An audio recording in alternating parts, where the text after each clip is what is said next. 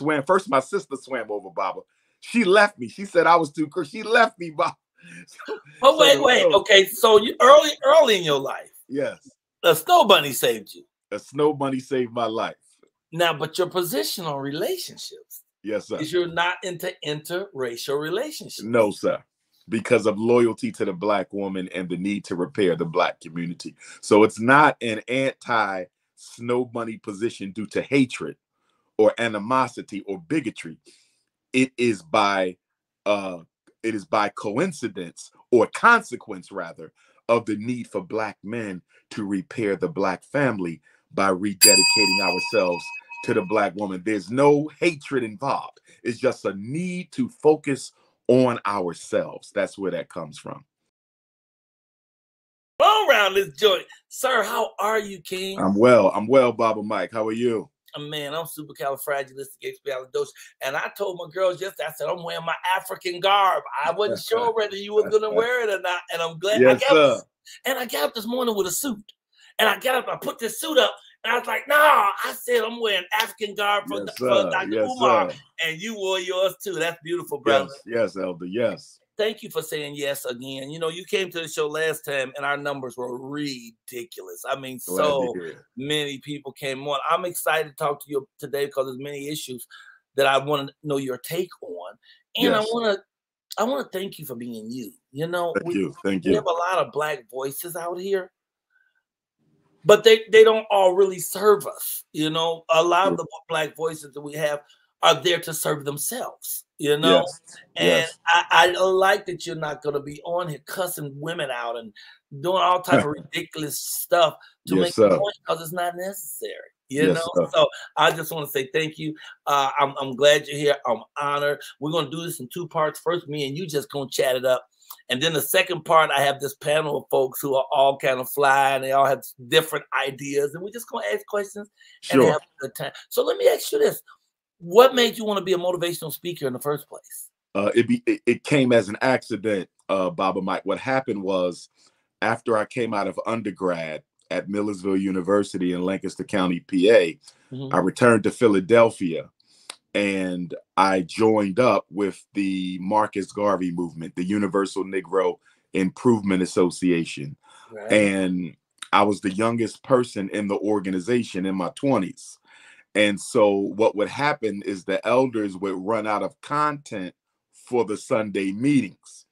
And so the meeting's been held on Sunday since 1914 when Mr. Garvey founded the organization in Jamaica.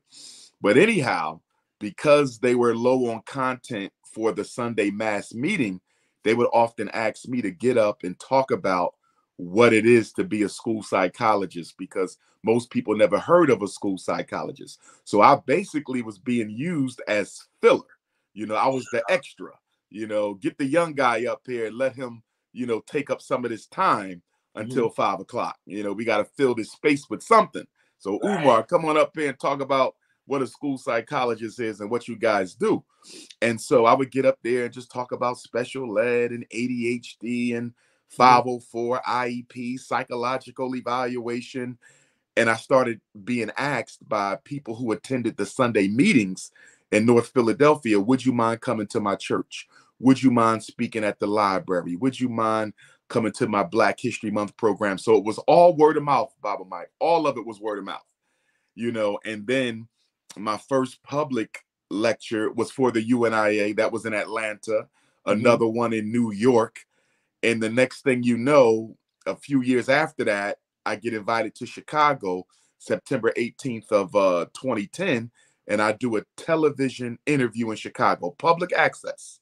Public access with Brother Dawa, rest in peace. He's an ancestor now, Hebrew Israelite brother.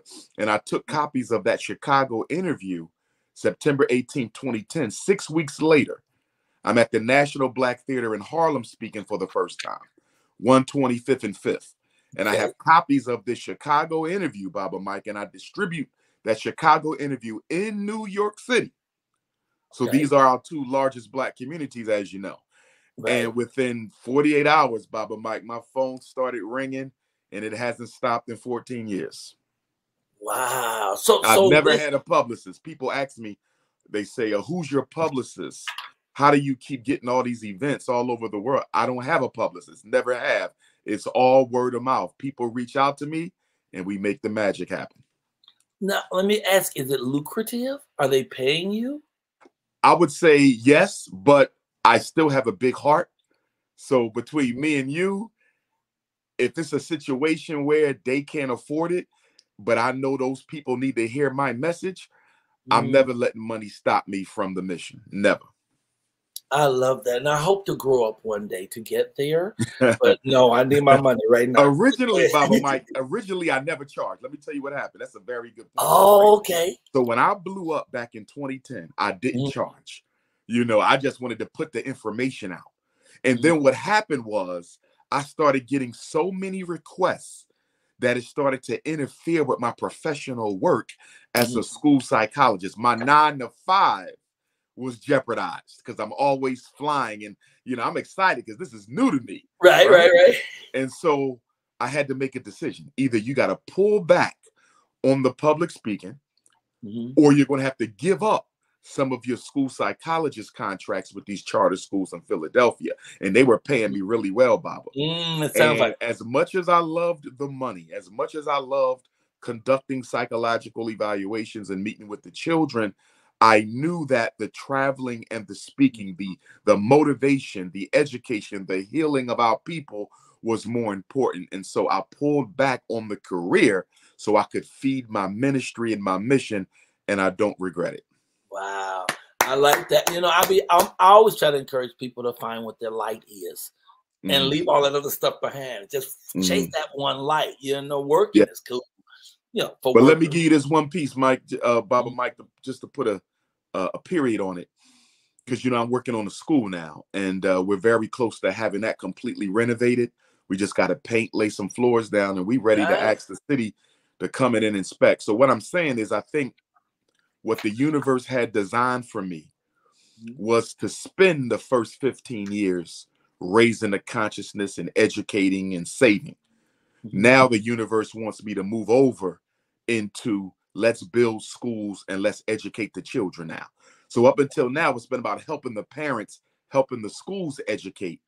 Now it's time for me to educate them myself. And so I think this next phase of my life is about building these schools and educating our children. Okay, so if I have real questions for you, what then brought you to that? Where are your parents? Are your parents still with you? Yes. Parents are both you still have alive. Both parents? Yes, both of them. Thank God. We just buried my grandfather last month, and we buried my grandmother about 5-6 years ago. But I still have both parents. And what happened, Baba Mike, was during the 3rd grade, 2nd or 3rd grade, my parents married. We went to North Carolina because my father was in the Marine Corps, and I was the oldest son, and I didn't have an older brother. And I often needed someone to talk to, and I didn't have them. And so I said, when I grow up, and mind you, I'm only 7 or 8 years old at this time. So I said, when I grow up, I'm going to be the person that children can come and talk to when they don't have anyone else. Now, at that time, I wanted to be strictly a clinician, clinical psychology, which is what my doctorate is in, right? Wait, I never heard of school psychology. You saying at 7 years old, you're thinking this? Yes. All right, go ahead. 2nd grade, I knew I wanted to be a psychologist. I don't even know where I first heard the word, Baba Mike. I don't even know where I heard the word. But at 7, 8, I knew that's what I wanted to do. So when we got back to Philadelphia after my parents divorced, the elementary school in my North Philadelphia neighborhood, and I'm from the same neighborhood as Bill Cosby, mind you, the elementary school, they had a Black history class. I don't know how they did it because it was not mandatory from the school district of Philadelphia. So this was something that white principal and that Black assistant principal created for us. So when I get back to North Philly, where I was born, after being in North Carolina, I'm in the 4th grade, George Meade Elementary School, and we have this Black history class, Miss Green, who was the teacher and a very beautiful woman, right? She's the Black history teacher. And so I'm learning about Frederick Douglass, Marcus Garvey, Nat Turner, and I'm loving it, right? And I'm into it more than my classmates. Then the 5th grade came, more Black history, and I'm just loving it. And then the 6th grade came, Baba Mike, and they cut it. And I remember I was hurt. I said, what happened to Black History class? And they said there will be no more Black History class. And I was hurt by that. But check this out. This is how destiny works. The Garvey movement, Baba Mike, check this out. Right. My mother purchased my tennis shoes from this Jewish-owned sneaker store on Cecil B. Moore Avenue in Philadelphia. Okay. This is where my tennis shoes were purchased from 4th grade until my junior year of college. You're talking about 12 years, right? Right. Right next door to the sneaker store is the international headquarters of the Marcus Garvey movement. It was there my whole life.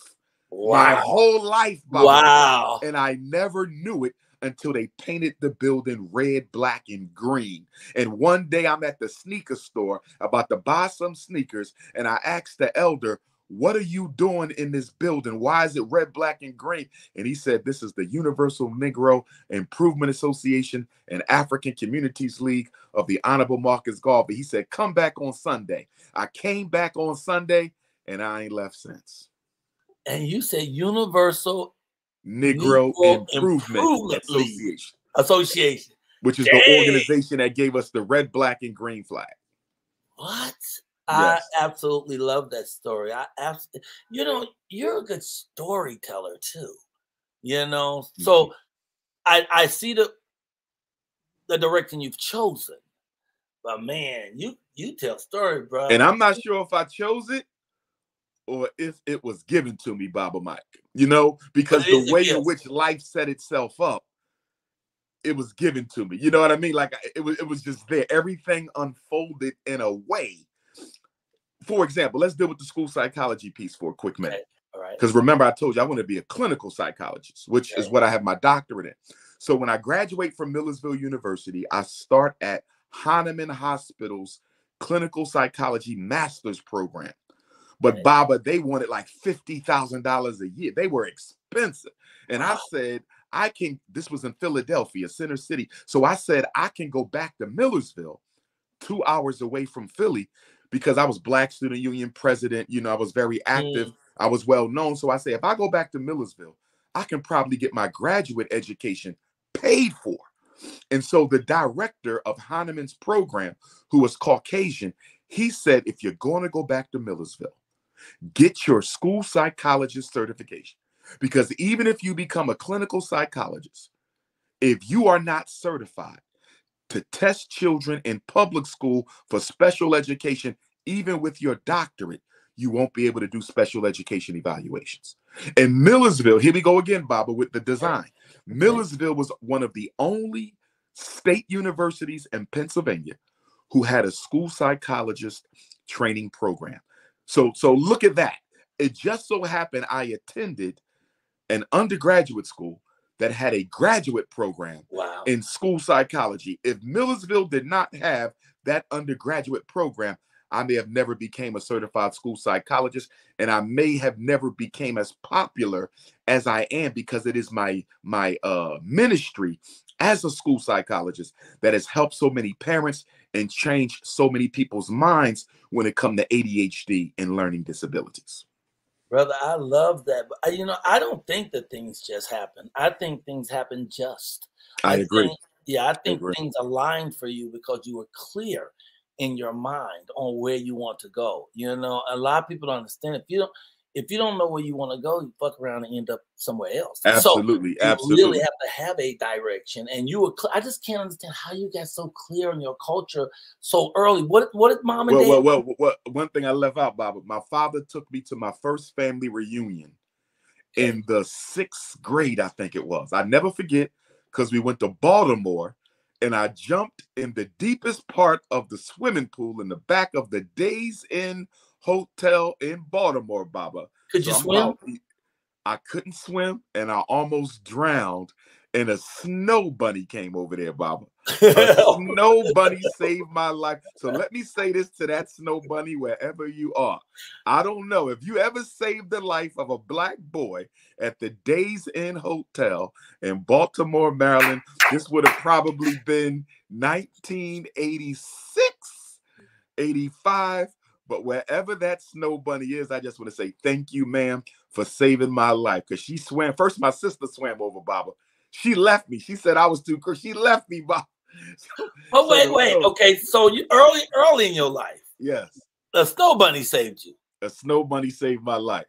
Now, but your position on relationships. Yes, sir. Is you're not into interracial relationships. No, sir.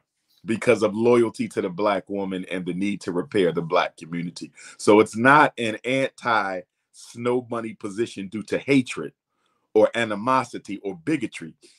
It is by coincidence or consequence, rather, of the need for Black men to repair the Black family by rededicating ourselves to the Black woman. There's no hatred involved. It's just a need to focus on ourselves. That's where that comes from. Wow. But I want to thank her, Baba, because that was the first and only time I ever grabbed Caucasian breasts before, because it was the only thing I saw. They were floaters. Baba Mike, all I saw was two breasts and I grabbed them. I thought it was the life preserver. She swam me all out. And color, yeah. But, oh my God, that is. But here's the thing, Baba. That visit to Baltimore was significant, not only because I almost drowned, but also because I found out at the family reunion that I was related to the Honorable Frederick Douglass. Yes, Frederick Douglass. How far removed? Frederick Douglass and my 4 times great-grandfather by the name of Stephen Henry Bailey. They were half brothers and first cousins. Frederick's mother, Harriet, and Stephen's mother, my 5 times great-grandmother, young Betsy, they were sisters. And they were raped by the slave master. And that's how these 2 cousins were also half brothers. And if you've ever read Narrative of the Life of Frederick Douglass, his first book that he published in 1845, everybody should read it. You can get it for $2 almost anywhere. He talks about growing up on Tuckahoe Creek with cousin Stephen. Cousin Stephen is Dr. Umar's 4 times great-grandfather. Wow. Wow. So how did you find that out? Through oral information? Well, the family, from what I understand, and it's the Bailey family, B-A-I-L-E-Y. Remember, Frederick Douglass was Fred Bailey. He changed his name after he ran away to Douglass. Shut up. Wait, I didn't know that. Yes, so sir. he started out as Fred Bailey? Yes. Yes. Wow. Yes. And he talks about this too in the narrative. And then he changes his name after he runs away in 1838. Why Douglas? Why that name?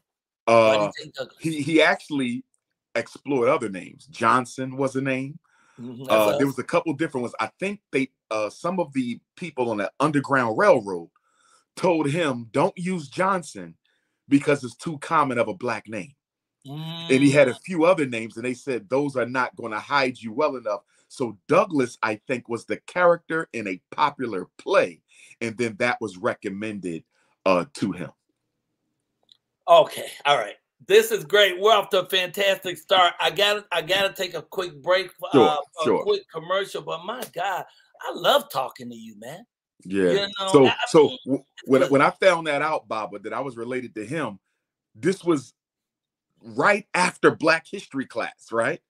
So I'm excited because I'm like, I can't wait to get back and tell my friends I'm related to Fred, because we walking through the back of a church, Baba, and there's all kinds of Frederick Douglass memorabilia, his shoes, his hat, his books, and I'm asking my father, why is all this Frederick Douglass stuff at the family reunion? And he said, because you're related to him. Now, do you have those things? Did they let you have them? Do you? I have the family tree. No, they didn't have. Not the. Most of those mementos, I believe, were loaned from the family, which and those things are now. Most of them, I believe, are on site at the Frederick Douglass Home Museum in Anacostia, Washington, D.C.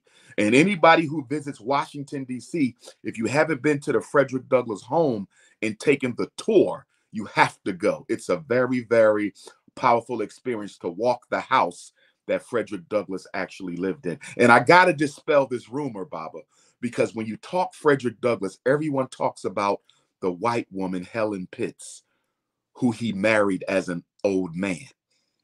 And I don't have a problem with that because he should have never bunny hopped. But they ignore, Baba Mike, that he was married to a Black woman, a blue, black, purple, beautiful, really, free really black dark woman skinned black woman, yeah, named Anna Murray Douglas for almost 50 years. All 5 of his children come from the black woman, but nobody talks about the black woman who helped him escape. She came up with the runaway plan from Baltimore. She sold the seller's outfit that he wore. She came up with the fabricated free slave papers that he had, Bob. So without wow, Anna Murray Douglas, we would never know Frederick Douglass. But whenever we talk about his wife, we ignore the black woman who helped him become who he was, and we want to give all the credit to the white woman he married when he was 12 years away from his deathbed. I ain't mad at you, boy. I love this conversation. You're outstanding. We're gonna shift it in a moment because I'm gonna take a break for a commercial and a quick prayer, and then we're gonna come back with our panel. Like we got 5 fly folks, and I just want to ask you a bunch of questions about stuff that's going on, and I just want your take on them. Sure, You know? sure. I love you, bro. And you know, this is once again why I point out black men are rare. You know, niggas. Niggas everywhere. You can open the glove compartment of your car and 4 niggas will fall out. But white, yes, black men who have integrity for their community, for their family, for their queen, for their God is rare, rare, rare indeed. And whenever I have an opportunity to talk to a real black man, it pumps my heart up. It gives my heart something extra to thrive about. So I'm just grateful that you're here, brother. Stick around. We'll be right back with the second half after this.